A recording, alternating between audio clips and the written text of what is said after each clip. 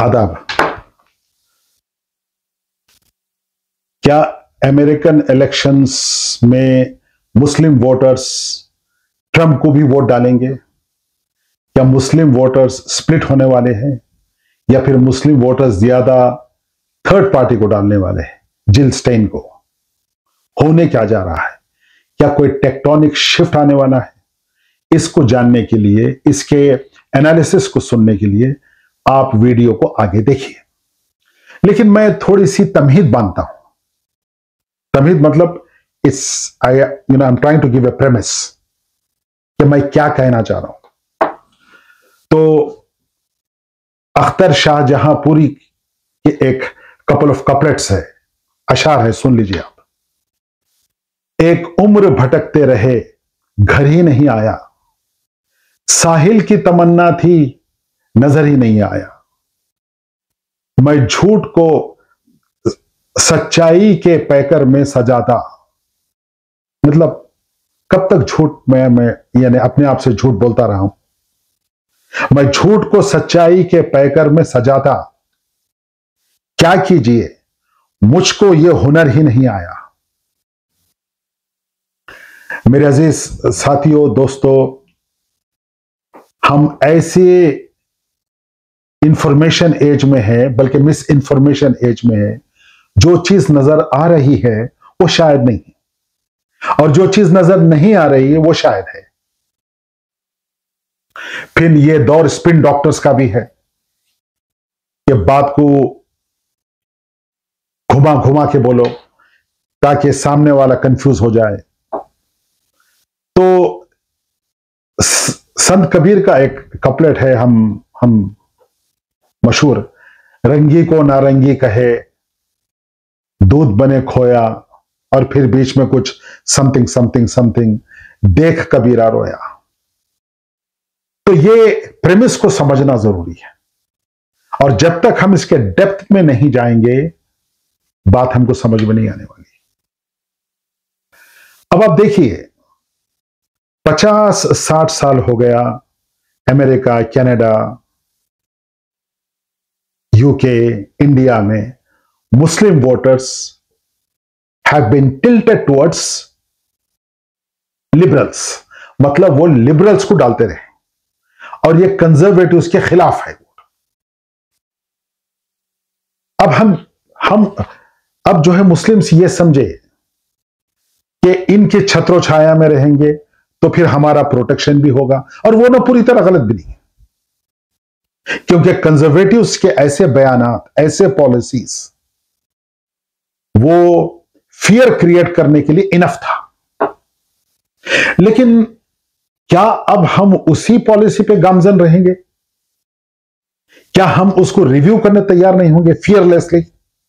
क्या हम एक ही चीज को डेकेड्स, 100 साल तक करते रहेंगे और उसके नतायज कुछ और आ रहे हैं? तो क्या हम अपने आप से झूठ बोल रहे हैं? क्या हम अपने आप को धोखा दे रहे हैं? यह बात सोचने वाली है।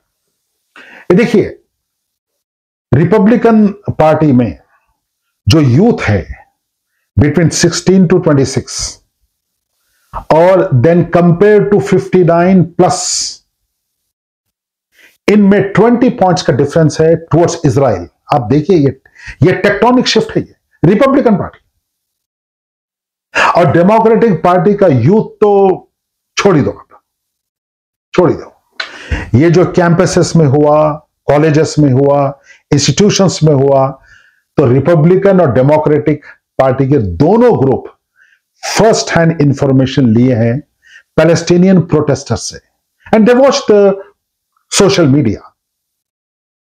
यानी अब तक तो ऐसा था कि CNN, फॉक्स वगैरह से न्यूज फिल्टर होके आती थी। अब social media played a critical role. अच्छा, और एक बात यह है कि रुआ रोमान, जो जॉर्जिया स्टेट की लोकल रिप्रेजेंटेटिव डेमोक्रेटिक पार्टी, इनको पोडियम नहीं दिया डेमोक्रेटिक नेशनल कन्वेंशन में। यानी दे वर ट्रीटेड लाइक अछूत। यह है डेमोक्रेटिक पार्टी। यानी पोडियम में तुम पैलेस्टाइन के ताल्लुक से बात नहीं कर सकते, बात नहीं कर सकते। आप कुछ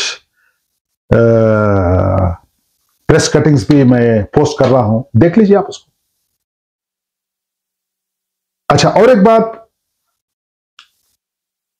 जिल स्टेन भी है जो कि ना ग्रीन पार्टी की है। अगर हम थर्ड पार्टी को ग्रूम नहीं करेंगे तो कब करेंगे? ये दो पार्टियों में हमारा हाल टेबल टेनिस के बॉल का हो गया है। Republican party, Democratic party, and they are hitting us without giving anything, nothing. अच्छा, क्या वजह है कि Dick Cheney, the greatest war monger of the modern times, और उसकी बेटी कमला हैरिस के साथ खड़े हुए हैं और ट्रंप के खिलाफ जा रहे हैं? Why? Because Dick Cheney believes in expansionism और ट्रंप उसके खिलाफ है। अच्छा, कुछ बोलो भाई, ट्रंप तो कह रहा है कि ईरान पे हमला कर दो, गाजा को तबाह कर दो। ट्रंप चाहता है डेमोक्रेटिक पार्टी फंस जाए इसके अंदर, ईरान वॉर में फंस जाए। अब उसके पास एक रीजन है बोलने के लिए कि देखा, अगर मैं होता तो ईरान पे हमला कर देता। वेल, ट्रंप क्या क्या नहीं बोला, क्या क्या नहीं बयान दिया, क्या क्या नहीं कहा, सारी दुनिया जानती है। 90 to 95% के ऊपर बोल सकता हूं मैं कंफर्टेबली। ना वो अमल करता है उस पर, ना नीदर ही बिलीव भी नहीं करता है, ये खाली बातें हैं। तो उसका जो प्लान था ट्रंप का, ये बाइडेन को फंसाने का था। अच्छा, आप देखिए यूक्रेन में एक तरफ से एक्सपेंशन, रशिया को तोड़ने की कोशिश हो रही, दूसरी तरफ गाजा की वॉर रुकती नहीं है। आप जिस तरह से मासूम बच्चों को गाजा में मारा गया है, यानी श्रेडिंग, लिटरली श्रेडिंग। आप देख लीजिए, मैं आपको ना क्लिप्स भी भेज रहा हूं, किस तरह बयान कर रहा है यह आदमी।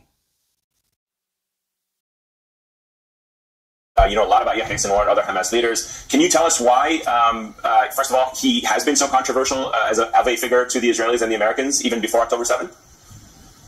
Yeah, I just want to begin by saying that as we're speaking tonight, the Israelis are waging an extermination campaign in the north of Gaza. For the past 2 weeks, they've surrounded the area, and they've intensified it after the killing of Yahya Sinwar. No food or medicine of any kind has reached most parts of the north. I'm in direct touch.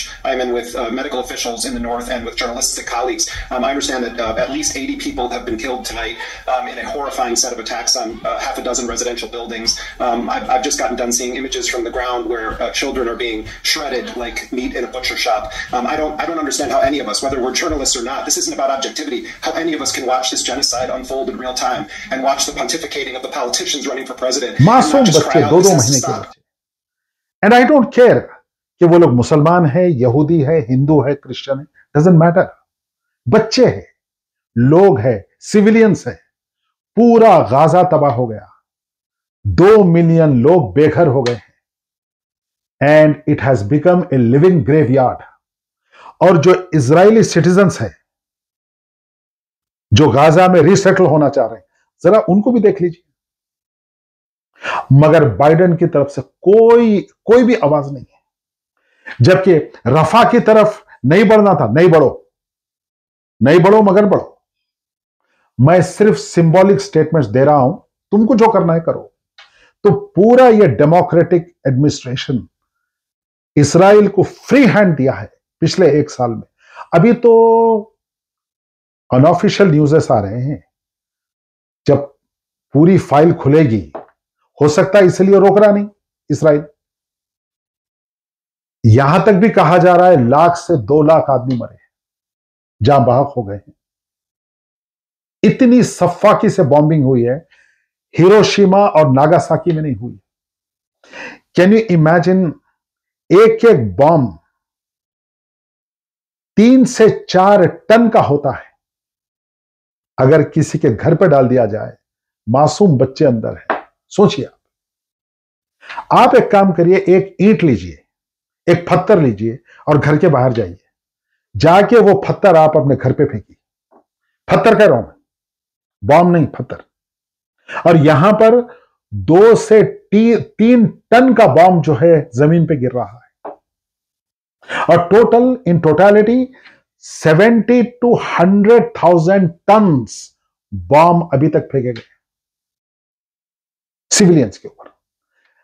Hiroshima Nagasaki से ज्यादा हो गया, मगर यह Biden administration कुछ भी नहीं करा, कुछ भी नहीं करा। मैं ये नहीं कह रहा हूं भाई कि ट्रंप हमारा दोस्त है या जिल स्टेन हमारी दोस्त है, लेकिन अगर आप बैलेंस नहीं करेंगे, मेजान में नहीं लाएंगे और एक ही के पीछे भागेंगे, तो भाई we are playing a lost match, already lost.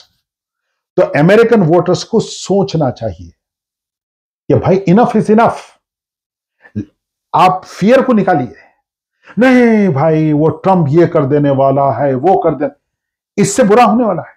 In 2016, the state is home to the largest population of Arab Americans, where many voters are frustrated with the Democratic Party over their handling of the war in the Middle East. We as Muslims stand with President Trump because he promises peace. He promises peace, not war. वो कर दे, इससे बुरा होने वाला है, इससे भी ज्यादा होने वाला है। अभी आपको इंतजार है। ट्रंप को की पर्सनालिटी को अगर हम लोग नहीं समझेंगे तो हम उसकी पर्सनालिटी को ओवरप्ले या ना अंडरप्ले कर देंगे। Trump brutally by Trump, of Trump, for Trump है। देखिए, पॉलिटिशियन की आंख में पानी नहीं होता, उन्हें बिल्कुल हार्टलेस होता है। थोड़ा यानी कम ज्यादा इस्तिस्ना है, एक्सेप्शंस है, and it does not matter कि वो पॉलिटिशियन मुसलमान है, हिंदू है, क्रिश्चियन है, यहूदी है। पॉलिटिशियन है, उसके अपने रिक्वायरमेंट्स है। कुछ लोग उनके रिक्वायरमेंट्स फुल करते हैं, पॉलिटिकल कंट्रीब्यूशंस देते हैं। हमारे जैसे लोग उतने एक्टिव नहीं है, तो उसके लिए होना चाहिए। तो फाइनली बॉटम लाइन इज कि अब मुस्लिम वोटर्स को अपने सारे अंडे एक बास्केट में नहीं डालना चाहिए और अमेरिकन मुस्लिम वोटर्स को सोचना चाहिए। आप ना कब खड़ेंगे आप, यानी कि वो लोग बेदर्दी से मार रहे हैं और आप भीख मांग रहे हैं डेमोक्रेटिक नेशनल कन्वेंशन में, यानी उनको एहसास तक नहीं दिला रहे, आप एहसास तक नहीं दिला रहे कि what you are doing is a criminal act. आप जो कर रहे हैं इसे genocide, you are part of genocide. तो ये बात है। मैं अमेरिकन वोटर्स से एक बात यह भी करूंगा कि क्या आप लोग उनको एहसास नहीं दिलाएंगे कि तुम जो गाजा में करे हैं वॉज होलोकॉस्ट, ये होलोकॉस्ट है, और उस होलोकॉस्ट में एस्टैब्लिशमेंट डेमोक्रेटिक पार्टी का इन्वॉल्व है, उसको प्रमोट करा, उसको अम्ब्रेला दिया। तो क्या आप फिर एक दफा डेमोक्रेटिक पार्टी को डालकर उनको एहसास भी नहीं दिलाएंगे? तो फिर आप अगर कमला हैरिस आ गई तो व्हाट डू यू एक्सपेक्ट? हो सकता थोड़ा बहुत चेंजेस आएंगे, और क्या होने वाला है। देखिए,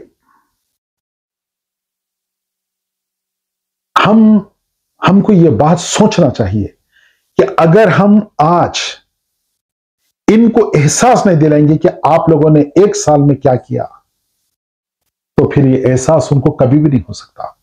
अब वो लोग तो ये खुला बोलेंगे कि ये तो इतने गए गुजरे लोग हैं कि हम गाजा में पूरे गाजा को तबाह कर दिए, उसके बाद भी ये लोग अछूतों की तरह, भीख मंगों की तरह हमको न वोट डालें। I have to use this words. तो सोचिए ये बात। मैं ये नहीं कह रहा हूं, मैं कोई आपको प्रपोजल नहीं दे रहा हूं। आप सोचिए, क्या थर्ड पार्टी को उठाएंगे नहीं? क्या थर्ड पार्टी को हम ग्रूम नहीं करेंगे? कब तक ये दोनों पार्टियों के बीच में सैंडविच बनेंगे? तो ये बातों को सोचना चाहिए और मैं उम्मीद करता हूं कि आप लोग सोचेंगे। आदाब।